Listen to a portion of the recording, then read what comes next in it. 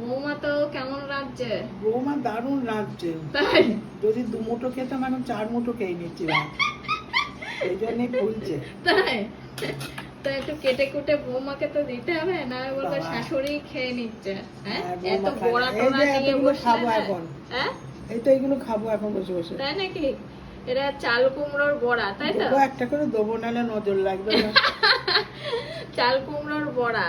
হুম। এ দেখো, আলু উচ্ছের তরকারি, এখানে আছে ডাল, এখানে আছে চাল কুমড়োর তরকারি। এখনো আছে তোমার পটল পোস্ত। হ্যাঁ, পটল পোস্ত আছে। ওইটা তো দারুণ বানাই না বলো? হ্যাঁ, নাম করছো না? পাপড় ভাজাটা দেখা পাপড় ভাজা দিলে তাহলে এত মেনু করেছি তো তুমি পটল পোস্ত, দেখাচ্ছ না? ওইটা তুমি কি কেমন ডাকা আছে? কেমন মানুষ? হ্যাঁ, আর একটা কি ডাকা আছে সব। তাহলে এত অবন্তি রান্না মনে থাকছে না। চলো পটলটা দেখা। পটল পোস্ত।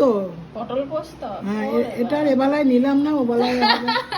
তাই বাঁচিয়ে রাখলে? বাঁচিয়ে রান্না, নাহলে আবার ওবেলায় এই গরমে রান্না করতে হবে। তাই? হ্যাঁ, ওই ভয় বলে নেবো না।